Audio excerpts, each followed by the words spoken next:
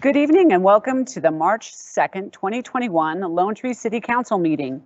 As been our practice during COVID and our virtual meetings, we're going to wait till approximately 7:02, 7:03 to officially open the meeting to allow for members of the public to join our meeting virtually. So thank you for your patience. You've arrived at the right place and we will begin our meeting, as I said, approximately 7:02, 7:03.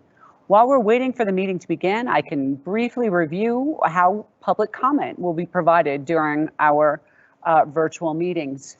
So first of all, any comments that were submitted in advance have been distributed to council and will be included in the official meeting record and minutes of the meeting this evening.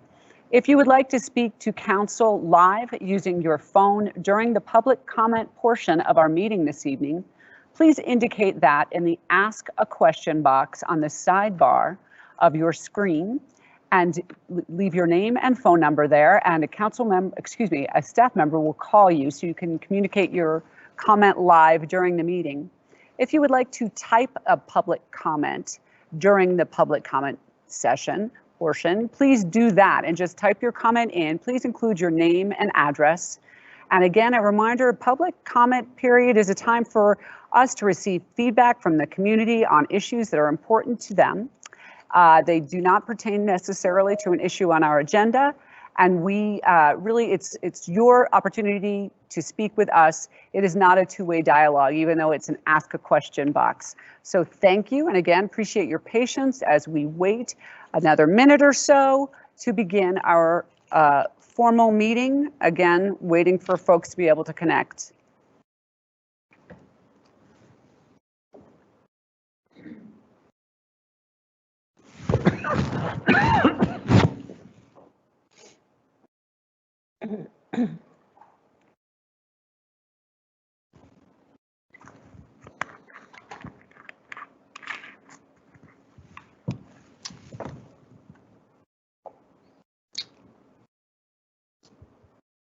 Okay, we are almost at that magic 7:03 p.m. hour. So again, welcome to the Lone Tree March 2nd, 2021 City Council meeting.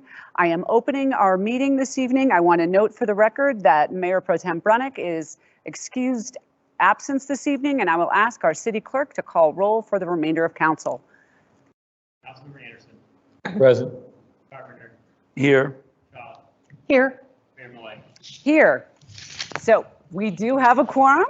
I would like you to, I want to make some comments about in support of social distancing and requirements, and based on space limitations in our building, the city is limiting attendance at public meetings to only essential staff, applicants, and elected officials. And will continue to provide access to the public via electronic participation at this time. All attendees are required to wear face coverings when not speaking and maintain 6 feet of social distancing. The city will also implement symptom monitoring measures for attendees, such as temperature checks and completion of the city's facility health screening survey before entering the meeting. So those are kind of the rules we're operating under for now. Now I am opening the meeting, and I would ask everyone to stand and join me in the Pledge of Allegiance. I pledge allegiance to the flag of the United States of America and to the republic for which it stands, one nation, under God, indivisible, with liberty and justice for all. Well, it was nice saying that with all of you together this evening. It has been a long time since council has been together in our virtual meetings. So there are no amendments to the agenda this evening. It is adopted as published. Are there any conflicts of interest from council members? None here. Seeing none, we will proceed to public comment. And again, I went over in our preview of our meeting how public comment is provided during our virtual meetings. So let me go through that again now that we're formally there. I'm opening our public comment period. And as a reminder, council may not and will not be responding directly to comment this evening. Any follow-up will be done via staff, or council will reach out to members of the public regarding their comments. This is our chance to listen to you this evening. So any comments that were received in advance of our meeting have been distributed to council and will be included in our official meeting minutes.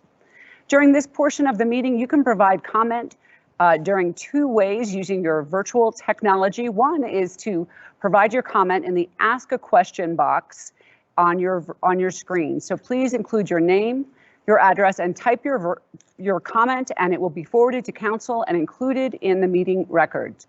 The other way to provide comment this evening is to indicate in the Ask a Question box that you would like to speak live to council via phone. You may do that by entering, again, your name and phone number with a request to be called back.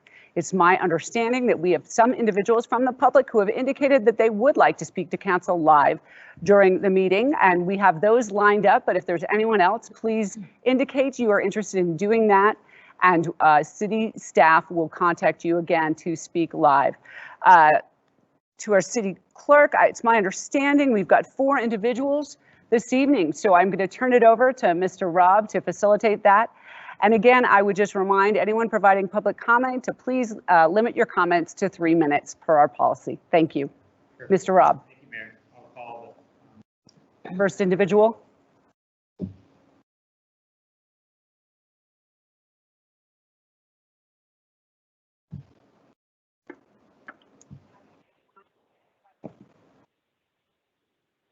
Hi, this is Jill. Hi, Jill. This is Jay Robb, City Clerk. Could you go ahead and give us your name and your address, and we'll limit your testimony to 3 minutes. Yep, thank you. My name is Jill Potter. My address is 10066 Bluffmont Court in Lone Tree. As a resident of Lone Tree, I'm here to speak to the City of Lone Tree's breed-specific legislation, better known to most as a breed ban or pit bull ban. Thank you for the opportunity to encourage the City of Lone Tree City Council to reevaluate their current position and to express my support for changing our current code. As you may be aware, many municipalities in our state have recently overturned their existing breed bans.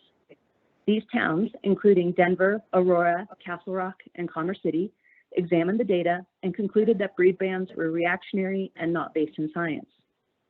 Lone Tree is now one of only 2 remaining municipalities in our state with some sort of breed ban remaining in their code. The ASPCA, American Bar Association, Denver Dumplings League, and countless other relevant professional groups have come out against breed-specific legislation. Why? Because the data shows that BSL in communities does not make the community safer. In fact, when we impose BSL, it has the opposite effect because it prevents owners from getting training and medical care, as well as responsibly socializing their dog. Our closest neighbor, Castle Rock, repealed their ban in 2018. And what happened to pit bull dog bites or attacks? Nothing. In fact, they've had to remove 7 dogs from Castle Rock since the repeal due to their behavior, and not one was a pit bull. Data shows that it is more effective to legislate responsible ownership regardless of breed. Any dog can be trained to be dangerous, or more likely in a community like Lone Tree, become dangerous by lack of training or socialization. It is time to enact responsible animal code in Lone Tree and follow the lead of countless cities across the country who are eliminating their ineffective breed-specific legislation. As a Lone Tree resident and past dog daycare owner in Castle Rock, I urge my city council to reevaluate the current code and focus on creating and enforcing dog laws that hold pet owners responsible for their dog's behavior, regardless of breed. Thank you for your time. Thank you very much for your comment this evening. It is very much appreciated. Thank you, Jill. Mayor, we'll move on to the next disconnect. Here we go.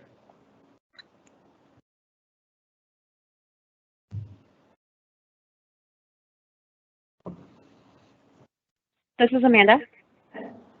Hi, Amanda. This is Jay Robb, the City of Lone Tree. Go ahead and please introduce yourself and try to limit your testimony to 3 minutes. And Amanda, if you could also state your name and address for the record, please. Of course. My name is Amanda Thompson. My address is 4400 South Quebec Street in Denver, Colorado. Go ahead, Amanda. Thank you. Okay. Council members, I'd like to thank you for your time to listening to me speak as a potential future resident of the Lone Tree City of Colorado. I am here to speak to you today on what's preventing me from moving back to my hometown, and it's sadly the pit bull ban that's still intact. I am in contact with a group of people who had set out a poll asking why Lone Tree should repeal their ban, and myself, along with many others, had stated so that we can move back to Lone Tree with our entire family. This ban is setting Lone Tree back 30 years and preventing the city from expanding more with new residents. Now, I'm sure you're asking yourselves, why do I care? What's my personal experience with a pit bull? My family includes our beautiful American Staffordshire Terrier, Luna. While we don't know much about her actual past, we have found some triggers that we have had to work out with her personally, and we did this with basic crate training, clicker training, and positive reinforcement. To this day, I will say that most of her triggers are now gone, or that we have been able to eliminate any possible aggression from her. The most dangerous part of her on her entire body is her tail, from how hard she wags it when she is happy and throwing around the ball or rubbing her stomach. I have a family friend who is also adopted an American Staffordshire who is now 10 years old, and her story was more apparent when she was adopted. She was 6 years old and was still mothering puppies in a puppy mill. She lives in Arvada with 2 other dogs, and this innocent girl will welcome any stranger with a sweet smile and a kiss. She has never shown a sign of aggression since her adoption. I want to present to you some media bias that has been around for ages that state once a pit bull is abused, it will likely turn on you or your loved ones. One story that comes to mind that was a big part of America's past was the victory dogs that were a fighting ring, and 47 out of 51 dogs that were saved and rescued and rehabilitated were able to be adopted out, and none showed aggression after their adoption. The remaining 4 stayed at an animal sanctuary because of their PTSD and unable to be trained out from their triggers. Thinking of the victory dogs, I remember a tragic story that came to the Max Fund back in 2019 from the Pueblo Animal Shelter closing. This pit bull has had its head hit with a bat while she was a puppy, yet she still had love for all humans. While adorable but injured, she was unable to be adopted out for 6 months because Colorado still had many cities at the time with pit bull bans. If we look at these factors, we could also look at the studies that Dr. Barr and Dr. Camp have performed with digital bite meters that have been found a false narrative saying that the pit bulls have the strongest bite. This was proven false, and it was a Turkish Kongol. And in 2014, the American Veterinary Medical Association found that the breed pit bull does not have an aggressive gene in their DNA to randomly turn on their owners or people. I'd like to thank you for your time to listening to my comments about the pit bull ban registration, and I please urge you guys to let me move back to my hometown with my American Staffordshire Terrier. Thank you very much for taking time to provide comment to the City Council this evening. We very much appreciate it. Thank you.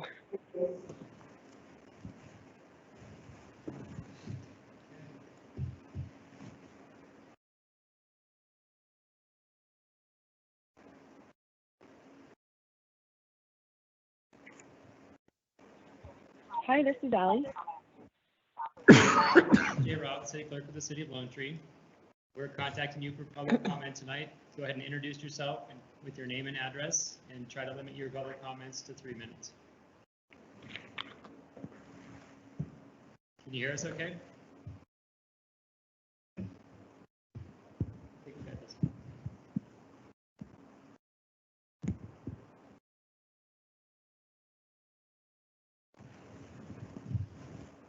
Are you retrying? Yes. Great.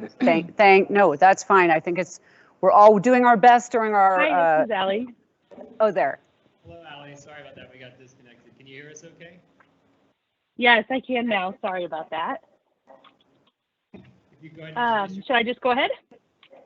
Yes, please. With your name and address, and try to limit your testimony to 3 minutes. Sure, thank you. Well, hello everyone. Thank you for the opportunity to speak today. My name is Allie Michelson.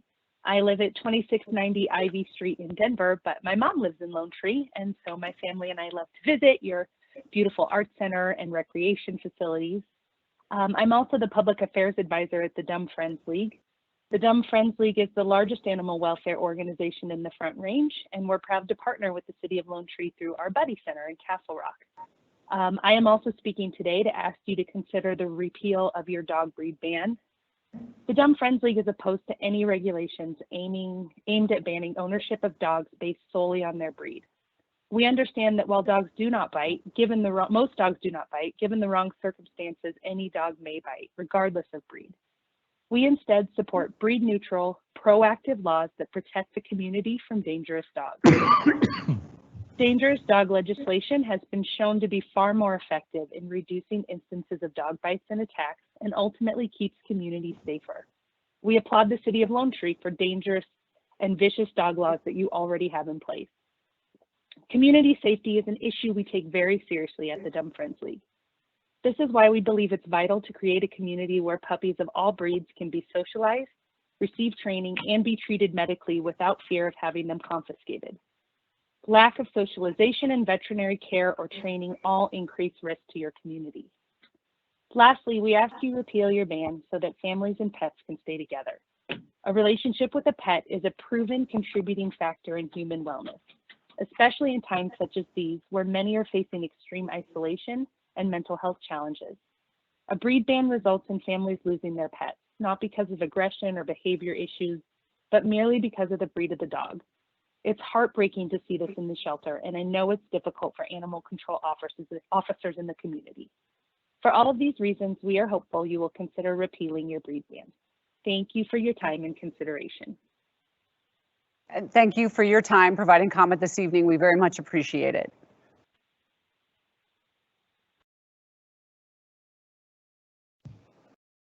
I believe we have one more request for.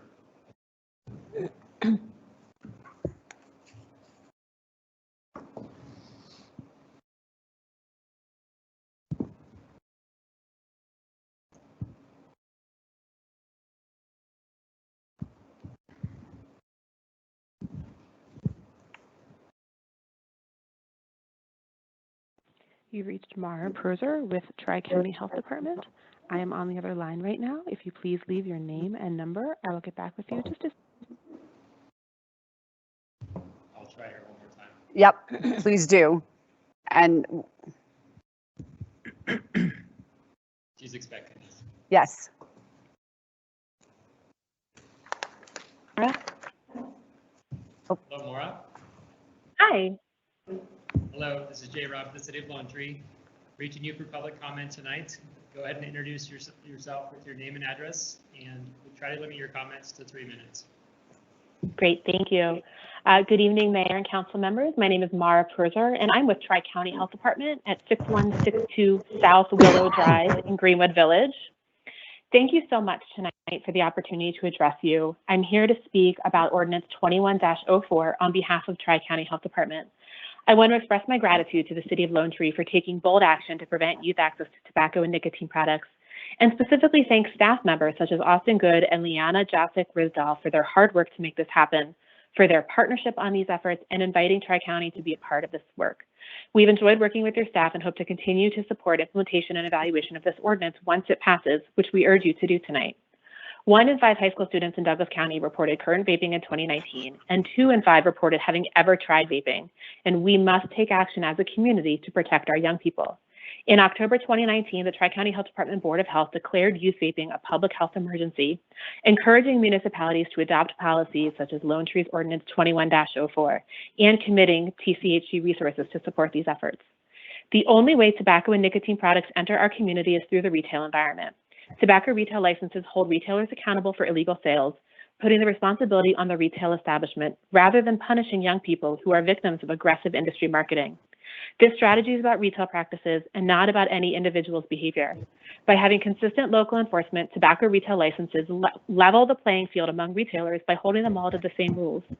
We hear too often examples of stores profiting off tobacco sales to minors, while law-abiding stores miss out on even food and snack sales because minors will go to the stores they know will sell them tobacco. The proposed ordinance is strong with many essential and best practice provisions. To strengthen it, TCHD strongly encourages the city to remove the word "or" in the penalty language and mandate license suspension on every violation, with the suspension length increasing with repeated violations, as neighboring Castle Pines does in their code. We know that tobacco retailers bring in thousands of dollars in tobacco revenue, and fines are not a deterrent. This is why license suspension for violations is a key component of a strong tobacco retailer license. Our top priority is working with retailers and store owners to proactively prevent illegal sales. Punishment is not our goal. However, appropriate violations do need to be in place for the retail establishment that breaks these important rules established to protect young people. We would also recommend the city explicitly state the number of compliance checks to be conducted each year, with 2 being the minimum and 4 being best practice. TCHD is here as your partner to support the city every step of the way. We can provide assistance to the clerk's office with administration and implementation. We can provide model enforcement practices and documents, and we are able to support retailer education and outreach, as well as community education and outreach. In closing, TCHD supports Ordinance 21-04 with an urge to strengthen the penalty language, and we are grateful for our continued partnership and opportunities to collaboratively protect the young people of Lone Tree. Thank you so much for your time. And thank you for taking the time tonight to provide the comment, and appreciate Tri-County Health Department's support in drafting this for consideration this evening. So thank you. Thank you. All right, Mr. Robb, has anyone else indicated that they would like to provide public comment this evening? Thank you, Mayor. I do not see any more requests for public comment. Okay, so I will close our public comment period now, and I will move to announcements. And again, more information on any of these announcements can be found at the city's website, cityoflonetree.com, or Art Center website, lonetreeartcenter.org. COVID community testing at Canvas Credit Union every day from 8 a.m. to 5 p.m. will continue through March 2021. Please visit the city website for more information. Health One COVID community immunization operated by COVID Check Colorado will be opening Wednesdays through Saturdays from 9 a.m. to 5 p.m. beginning this Thursday, March 4th at the Charles Schwab parking lot. Visit the Tri-County Health website for more information at tch.org. And again, I want to reiterate, this is starting this Thursday, and it's immunizations for those who are eligible. Please visit the Tri-County Health website for that. And then this will be occurring at the Charles Schwab parking lot in the city of Lone Tree. A couple of fun events at our Art Center, the Lone Tree Art Center live stream. We Banjo 3 live from Ireland will be happening Saturday, March 13th at 3 p.m. And I'm thinking it might have a little something to do with St. Patrick's Day. Also available within the Lone Tree Art Center lobby, it's Lone Tree Art Center Commissioner's Choice Into the Rearview Mirror, a look back at 2020. It will be opening March 3rd and run through March 23rd. Council got a preview, and it's a very, very moving piece. We'd encourage you to go online and check it out. And depending on limitations, COVID limitations, the may be available for actual viewing in our Art Center. All right, moving on to our consent agenda this evening. It includes minutes from February 16th, regular meeting, claims for the period of February 9th through February 22nd of 2021, and Resolution 21-10, appointing a director of the Lone Tree Art Center Fund Board. I will look for a motion from council on consent. I move to approve the consent agenda. Second. All those in favor, please say aye. Aye. Motion carries by 4. Thank you. Moving on now to administrative matters, Ordinance 21-03, an ordinance amending Article 1 of Chapter 6 of the City of Lone Tree Municipal Code to authorize licensing of common consumption areas operated by promotional associations in designated entertainment districts. This is first reading, and our city clerk, Jay Robb, will be presenting. Of council. As you recall, Jeff Hallwell presented on this topic at the previous study session on February 16th, and we're back for first reading of Ordinance 21-03. This ordinance basically establishes the framework for common consumption areas in the city of Lone Tree, and this is the first of many steps that the city council would see in a public process and approve in order to get to a common consumption area. We're going to introduce a couple terms for you tonight. These are specific to common consumption areas. I know in other parts of the city, we talk about the entertainment district or promotional association, but the ordinance would codify these types of terms specifically for common consumption areas. And so we'll be referring to CCAs as the common consumption areas, entertainment districts or EDs, and the promotional associations. So just to revisit some of what Jeff told us last time, common consumption areas are open and indoor, outdoor public areas where patrons 21 or older can consume alcohol from surrounding liquor license establishments. This alcohol can only be purchased and consumed during the predetermined times within controlled boundaries with restricted vehicle traffic under the control of a promotional association, which is comprised of local businesses within a designated entertainment district. And also, every common consumption area must be located within an entertainment district and licensed through a public hearing process through the local licensing authority. And just as a reminder, you all also serve as the local licensing authority or local liquor licensing authority. So in your staff reports and throughout this presentation, you'll see references to the authority. And that, of course, means you all, in a different role for the city.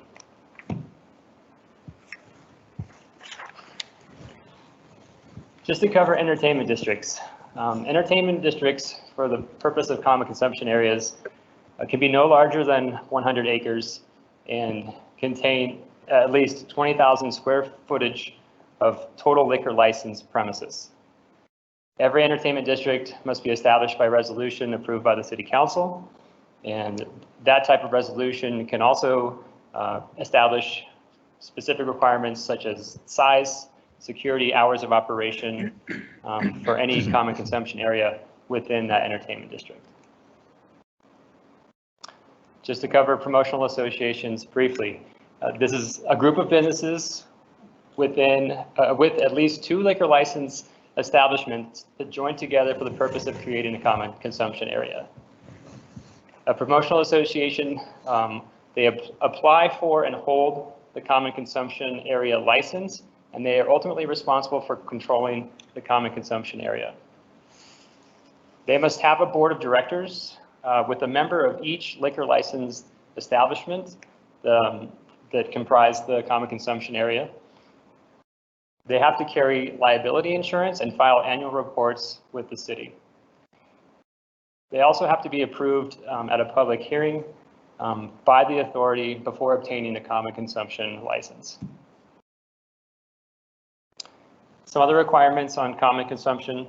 The promotional association, they submit a CCA application to the authority, which has to be approved at a public hearing, similar to the liquor license that council approves when you serve as the authority. They also have to prove the needs and desires of the area within a 1-mile radius, also similar to the normal liquor license process. They must include safety and security plan to address how the area will remain in compliance with state liquor laws and local laws. And they have to provide specific details and diagrams about the hours of operation, again, boundaries, security, signage, pedestrian access, and prohibiting vehicle traffic. So if you think of this in like a linear sense, or this was like the natural progression of a common consumption area, again, as I mentioned, there are several steps to the process. So we just want to walk you through kind of the step-by-step. If council should approve tonight's ordinance, what you may see in the future as far as establishing an entertainment district, and then a promotional association, and eventually get into consideration of a common consumption area. So again, step 1 would be codification from tonight's ordinance, public process, and a public meeting. Creation of an entertainment district, as I mentioned, created by resolution, public process in a public meeting by the council. Approving a promotional association, again, you would consider that as the local liquor licensing authority in a public meeting.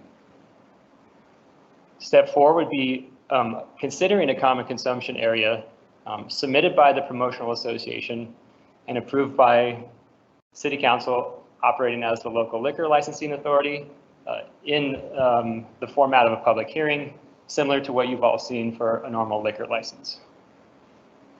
If that all passes through the council and through the liquor licensing authority, that would, ultimately you would see the creation of a common consumption area and its operation under the guidance of the promotional association.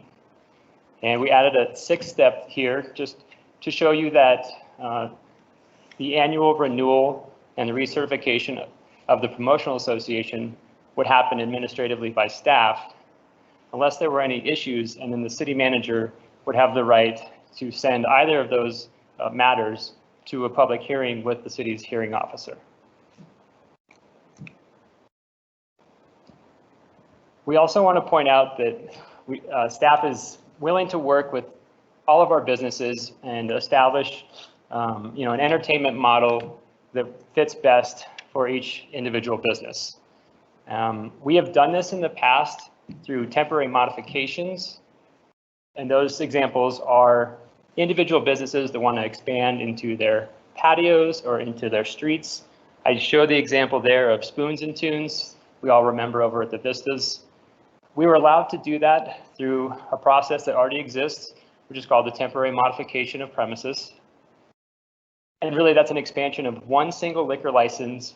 As you recall, they expanded into the alleyway over at the Vistas. We also handle special events by nonprofits, like the Forks, Corks, and Ales, you all probably remember, and several of the events for Schweiger Ranch. So we just wanted to point out that there are times when we can solve a business model through temporary modifications or separate special event permits. And not every liquor license holder may want to go down the path of requesting a common consumption area. I wanted to emphasize that the temporary modifications are strictly related to a single liquor license business and expanding into their streets and sidewalks and adjacent alleyways. The difference between that and a common consumption area is you have commingling between two or more liquor license establishments. You have guidelines between where patrons can go, but so the real separation is one license that wants to expand, you can do it through a temporary modification. Several businesses that want to comprise a promotional association, they could apply for a common consumption area.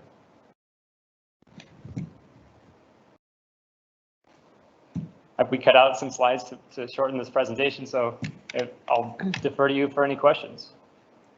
Okay, Council. Wynn.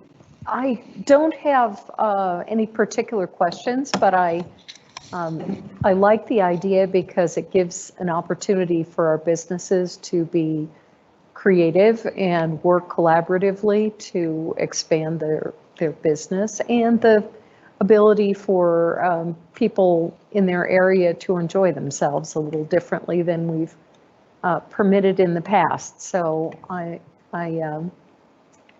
like this idea. Thanks, Wynn.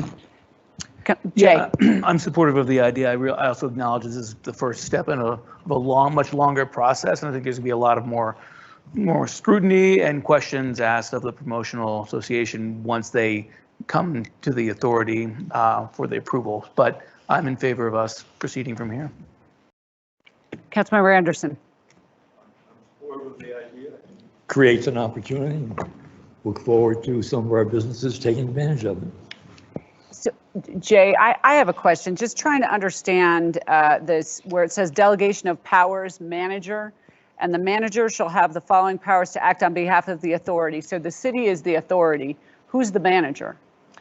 So in our liquor code, our city manager has certain authority, or his or her designee. So should we say city manager or his or her designee? I guess I'm wondering why we don't say that in this. I'm looking at this section 6-1-210, and I guess I'm just curious why, because at first, when I first read this, I thought it was the manager of the Promotional Association. It's just a little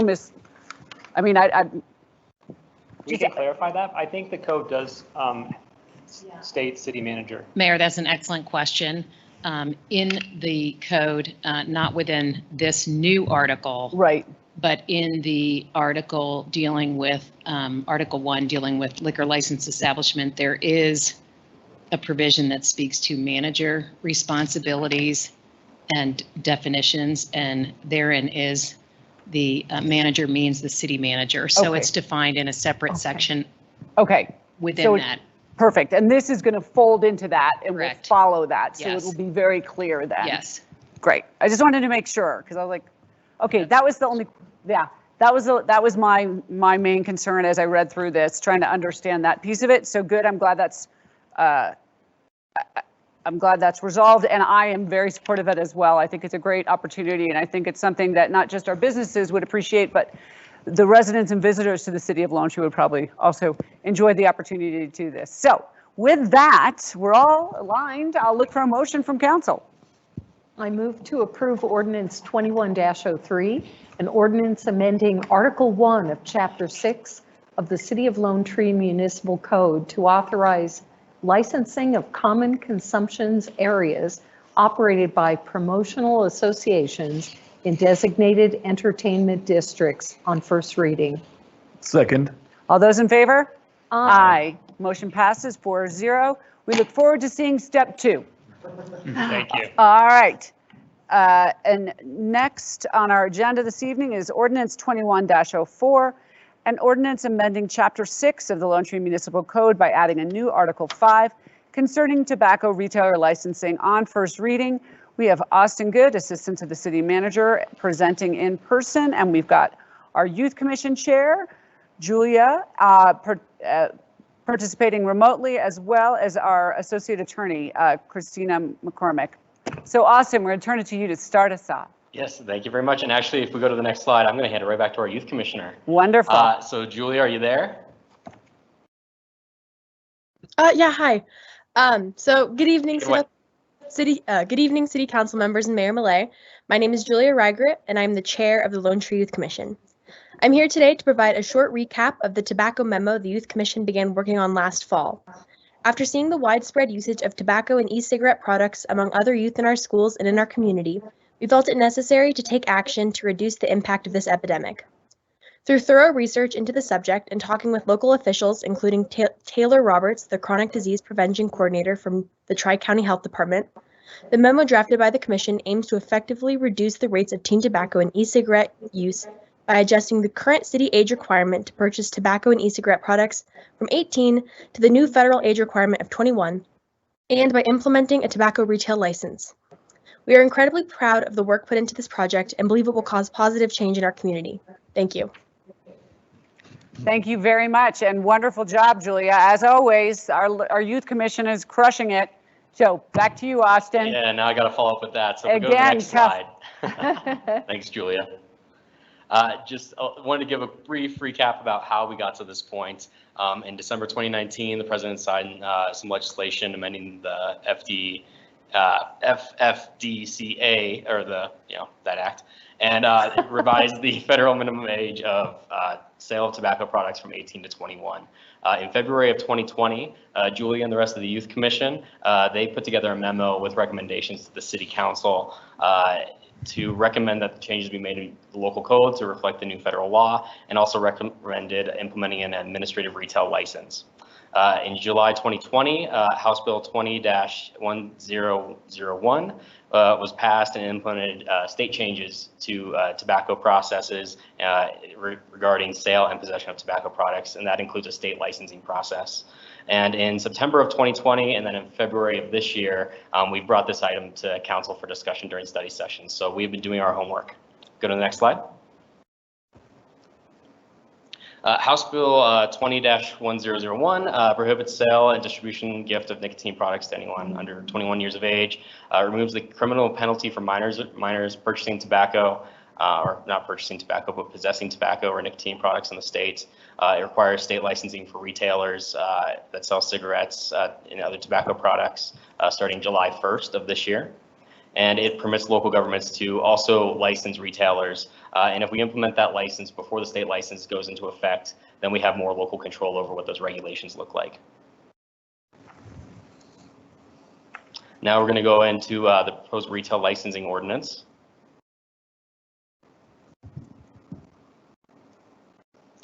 So this is a list of current tobacco retailers in the city of Lone Tree. We have 12 of them, mostly in gas stations and convenience stores. Next slide.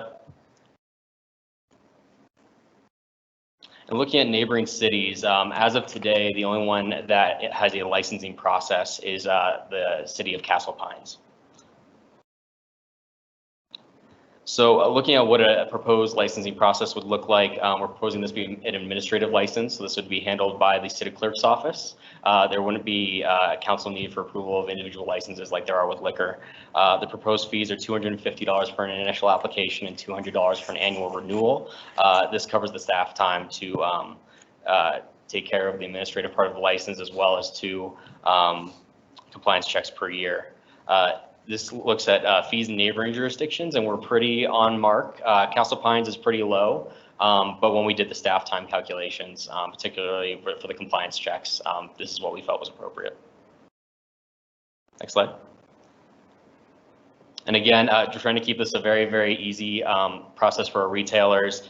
Submit an application, staff will review and approve, and then the license will be issued.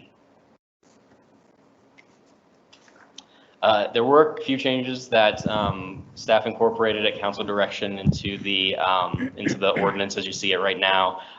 One would be that any students that are in grade 6 or below would be excluded, or any schools that only serve grade 6 and below would be excluded from the distancing requirements. Again, this is in large part due to our growth patterns in the city, and also we wanted to make sure that those that regulation was really targeted at folks that can independently access those facilities. Grade 6 and below, those students normally aren't running off during the lunch hour to go grab anything from the convenience store. So that 500-foot distancing requirement would only apply to those schools. The licensing period we also implemented would be from January 1 to December 31st. This is just helps our administrative process as a city and seemed to make the most sense for communication with our retailers.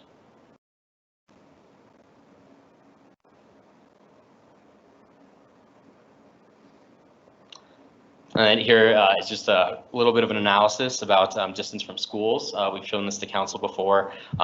Lone Tree Elementary is the only one that's within 500-foot distance of any tobacco retailer. They're within distance of 2. Any existing retailers would be grandfathered in, but it is something to consider for future growth. Now, there are a few changes in the ordinance from last study session that we did want to highlight. Under section 6-5-30, the language was just tweaked a little bit to clarify that it's for grade 6 and below. The way the language read before, it could be interpreted that if grade 6 is included, then the whole school would fall under the distancing requirement. This second change is regarding the length of time needed to pass for entities seeking a license in the city if they had their license revoked in another jurisdiction. So as it read when we came to you during study session last time, it was 3 years.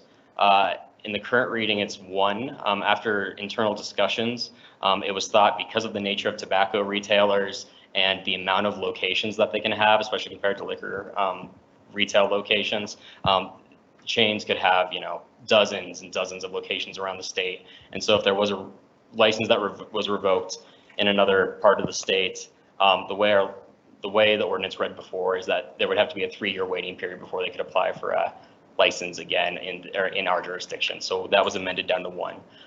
This can be changed back or changed at council direction if you see that as being a priority that you'd want to try to fix.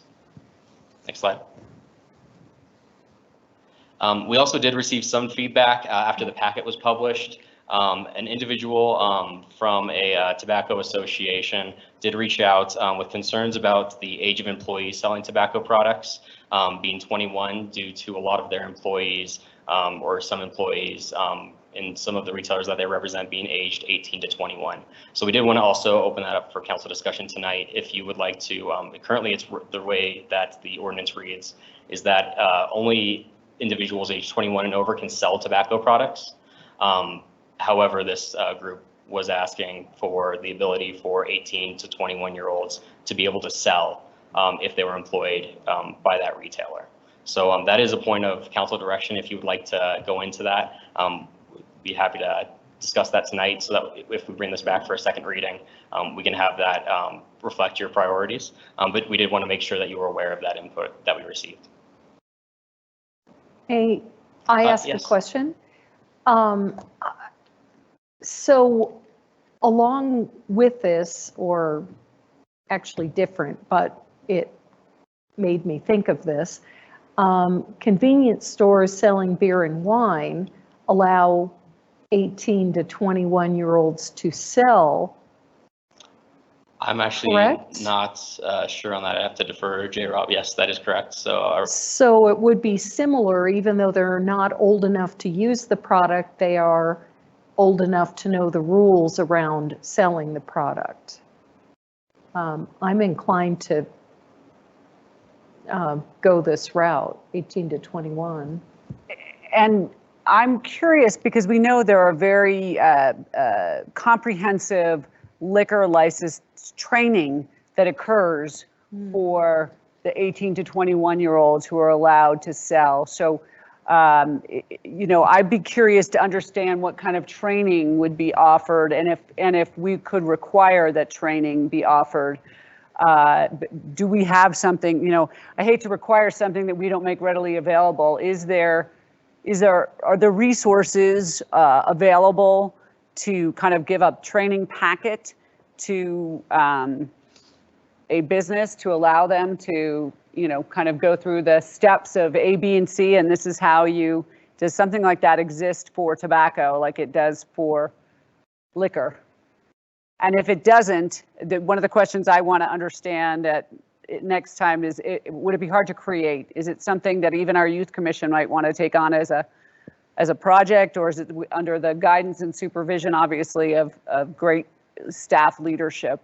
But to me, that's the difference. Right, Is that that, is a. that there's the training that goes into it. So that would be something I would want to know more about before I'm on the fence. Yeah. I'm on the fence right now. I'd certainly see that if they can sell liquor, then I completely understand that. I just want to know how we train them to do this. And that was going to be another one of my questions. And we've chatted about this before. Council has provided this feedback to staff, is help us understand how we could go out and communicate this change and work collaboratively with our business community to make sure that, I think we're all in agreement to keep tobacco and vaping products out of the hands of kids. So okay with that? Yeah, absolutely. Okay, anybody else want to comment on that? As it relates to that piece in particular or overall? I don't know, are you almost finished? We're almost Okay, finished. If we want to dive into this particular topic, we can. We do have a slide that does address a little bit of the education and outreach piece. Perfect. Okay. I want to, if there's anything else on this specific Let's finish the topic. presentation, then I can. Okay, Mike, anything on this 18 to 21? I support the conversation. I don't think we Okay. want to put an undue burden on the proprietors of these shops to not be able to employ 18-year-olds with the proper training. Okay, thanks, Austin. So, yep. We'll bounce to the next slide then. Diving into enforcement, we have, again, 12 establishments here in the city that sell tobacco. We estimate it would take 2 detectives and 1 buyer 2 days to complete compliance checks, 1 per kind of check day. The total time for planning and enforcement, 2 checks, 2 days annually. Next slide. For violations, this is the proposed violation schedule compared to our neighboring municipalities. We believe this is in line with what they are doing for enforcement. Next slide. For outreach, so this is outreach that was done before this ordinance was brought to council. The project was again initiated by the Youth Commission, and they've been involved in the ordinance development process. The Tri-County Health has advised the city early on in the ordinance's development, and then a letter was sent to all tobacco retailers in the city soliciting input. At that time, we didn't receive any input. We have started to receive a little bit now, and if we go to the next slide. This is a retailer support and education plan that was put together by our city clerk's office to support tobacco retailers as we go into this transition. And this was directed by council for staff to put together during the last study session. So before and during the initial licensing period, staff would reach out to all tobacco holders by email, phone, and a letter. And we would invite them to submit comments or attend a virtual hearing or attend the public hearing for the second reading of the ordinance. We want to invite licensees to meet with the city clerk's office to review the new licensing procedure, build and distribute an informational flyer to licensees explaining the process, and building a web page specific to tobacco licensing that licensees can use as a resource. After the licensing process would be implemented, we'd be building a tobacco license tracking list and also implementing an email newsletter to keep them in the loop with any changes that happen or during renewal periods, reminding them of those. And when advisable, site visits could be performed where staff would go out to their facility.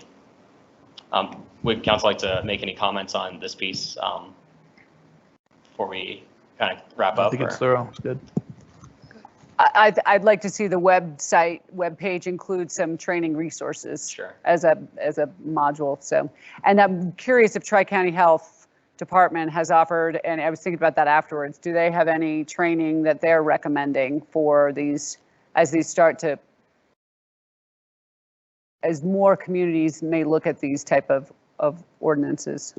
Absolutely, yeah. So if you could check into that. Yeah, we'll be digging into that for sure. And then more a question aligned with the enforcement piece of it. I think we heard that best practice is 4 compliance checks a year, which I think seems excessive given the time and energy and resources. Where'd that best practice come from? The Tri-County Health. Oh, that's their individual recommendation? Yeah, okay. They might have a reference that they use for that. But do they do compliance checks? So I don't believe so. We could check with them. The way that it's written for the new state law is that the state would be conducting compliance checks in coordination with the local authority, which would be us. Mm-hmm. I would assume not, but there might be a possibility. They might have some resources there that we'll ask about. Yeah, so I'd love to understand training resources and compliance resources, particularly if that's their best practice. That seems, but yeah. That was my question. No changes, just want to learn a little bit more information about those two areas. Thank you. Win. And I guess along those lines, if we found that 2 checks, for example, were insufficient to monitor and assure ourselves that businesses were in compliance, could we change the licensing fee and I mean the renewal fee, I guess, and our practices? Yeah. Okay. Yeah, that would absolutely be a possibility. And for the actual licensing checks that we would do, the way the ordinance is written now is it doesn't give a specific number. Yeah. So that can be increased depending on need, or if there's particular retailers that we're keeping an eye on.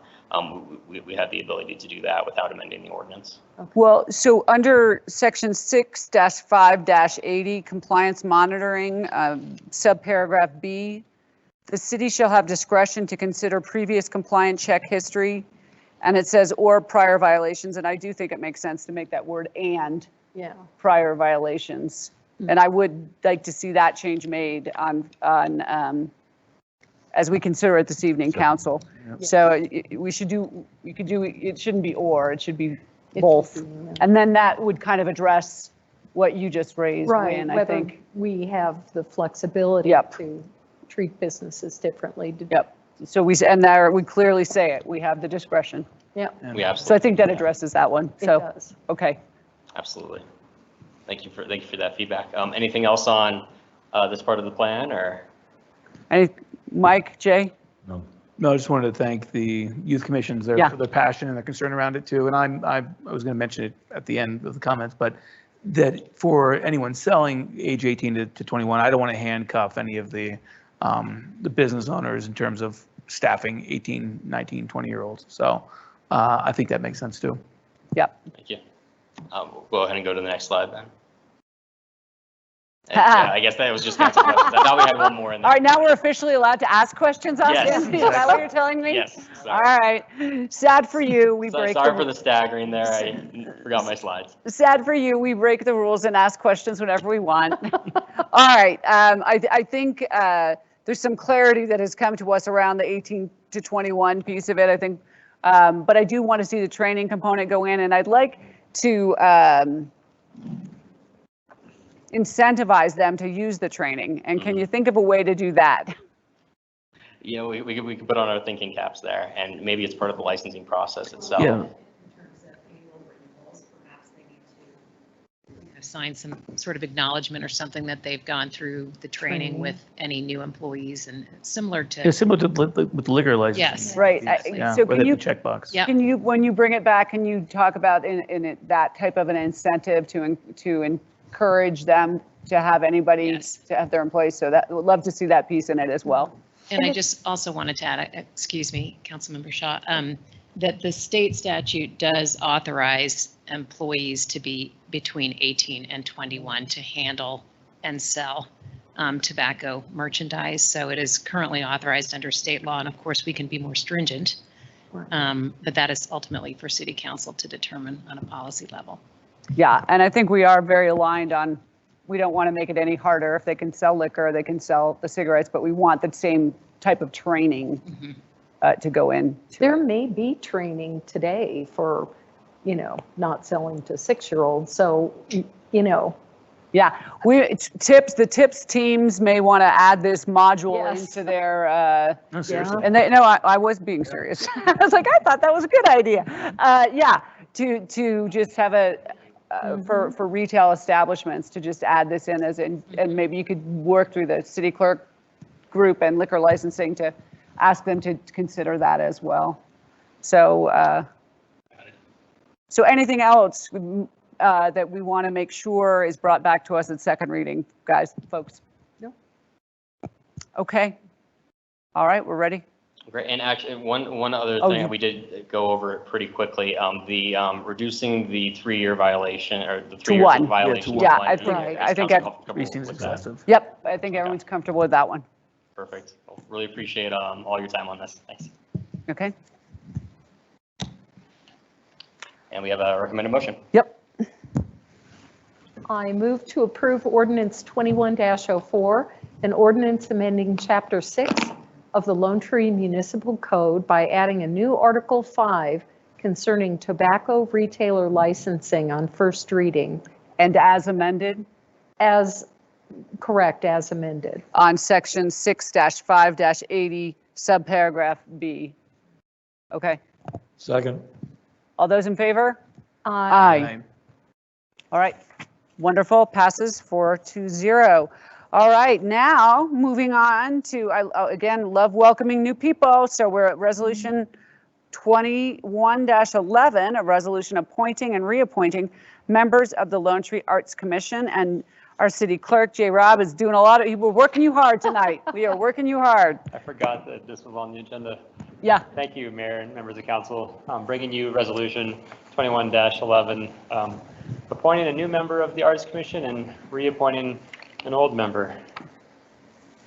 Right, so Michelle Beauchamp. We French women stick together. I asked Larry Lovelace how to pronounce it. Beauchamp. He led me astray. Michelle Beauchamp served on the Arts Commission, was eligible to be reappointed at the end of 2020, and that's the recommendation moving forward with the resolution. There are 2 current vacancies on the Arts Commission.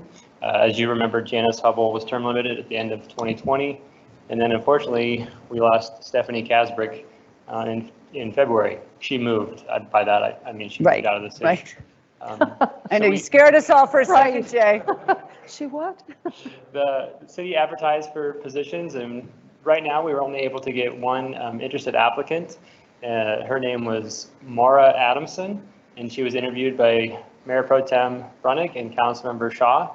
And I'll defer to Councilmember Shaw for her credentials and merits. Yes, a lot of experience.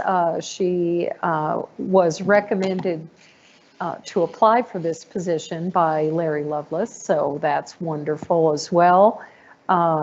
She's had experience teaching and in various different areas of the state, so I think she will be a great fit for this group.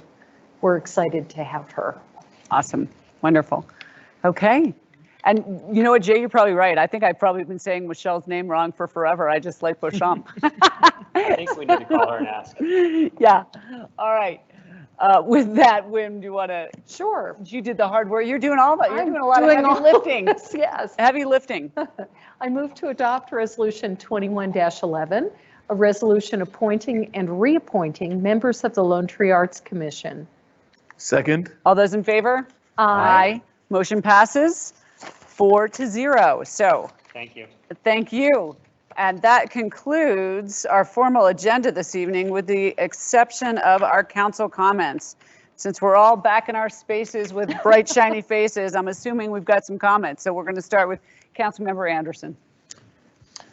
Well, I had the opportunity to attend virtually the University of California Davis Symposium last week on noise and air emissions. The symposium has been going on for a number of years. A number of the roundtable members from Centennial try to attend this on an annual basis. And I was impressed by the quality of the speakers, the scope of the conversation in terms of looking at research to try to deal with some of the potential problems or some of the real problems that we have in our communities right now. There was a good cross-section of focus on noise and other pollutants that impact the area, which of course is a concern to us here in the Denver area with the non-compliance concerns we have with air pollution. A lot of forward thinking, good presentations by members of the aircraft industry, by airport operators, by regulators.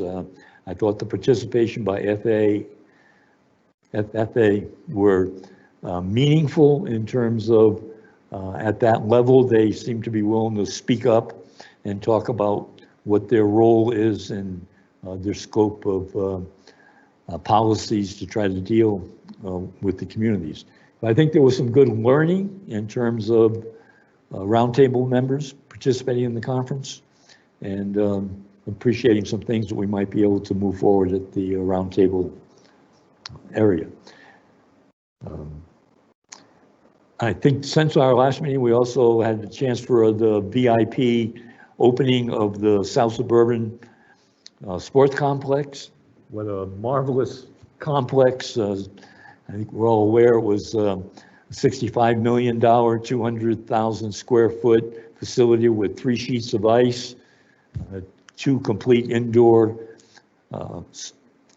surfaces for soccer or hockey, field hockey, and 2 full basketball courts that can be divided up into smaller facilities for other sporting activities, including pickleball. So,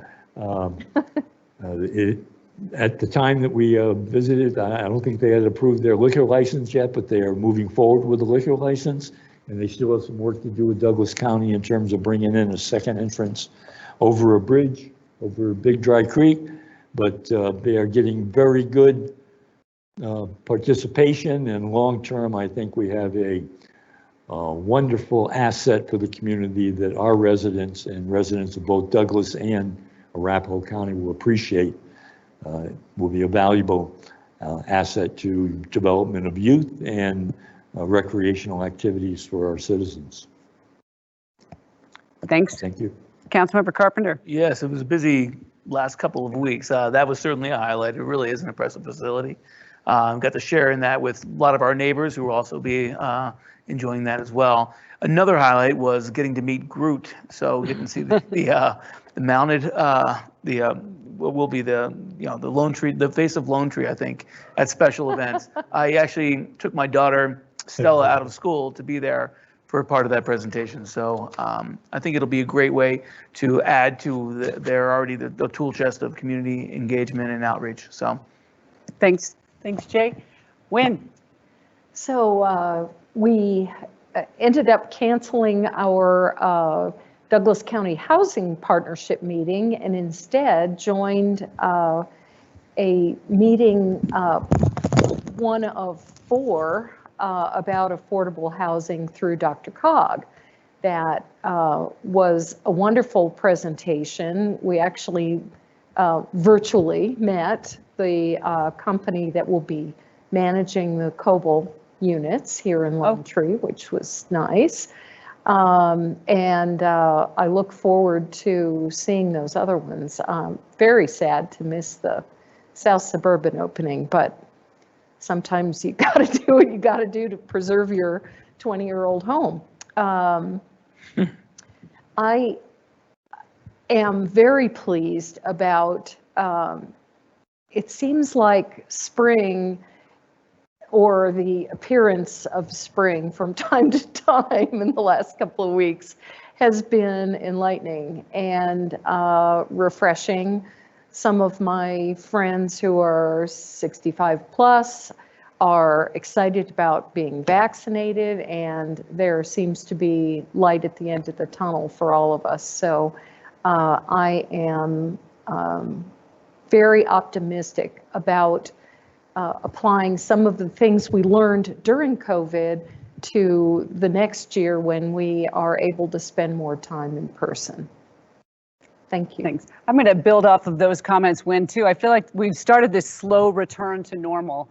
And as I left my house or returned to my house, I can't remember, after we met Groot, I had to wait for a school bus. And I haven't had to wait for a school bus for about a year. And it's just, you know, a year ago, or I would have been upset about having to wait for a school bus. And I think, we've learned some really painful lessons in COVID, but I think we've learned some important lessons. And as we begin this slow return to normal, I think everyone's reflecting. It was just about a year ago when we started this idea of, oh, well, maybe we're going to have to shut down for a while, or maybe we're going to have to step back a little bit. And I think this morning on one of the morning TV shows, they talked about the spring break, and it's the senior spring break now. And it's all the 65-year-olds who have gotten vaccinated, who are going down. They had a video of yoga on the beach with the older members of our of the community in Fort Lauderdale, taking advantage of the fact that they had their So I think the spring break is being reclaimed by the people that initiated it 60 years ago. Yeah. But I do feel like again, this slow return to normal, having new art on the walls in this facility, having an in-person performance at Lone Tree Arts Center that is sold out, but I'm happy that it's happening here. And I think we want to see those doors continue to stay open and open further.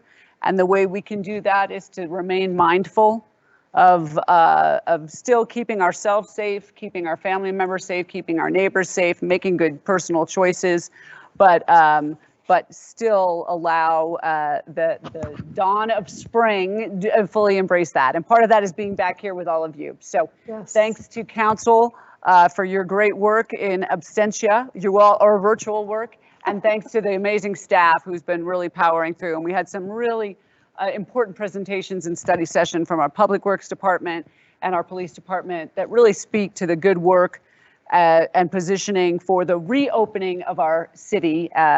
We've been open the whole time, but the door's getting wider right now. So with that, thanks to everybody. I'm looking forward to seeing you again in more than 2 weeks. So, all right, take good care. We're adjourned. I haven't had a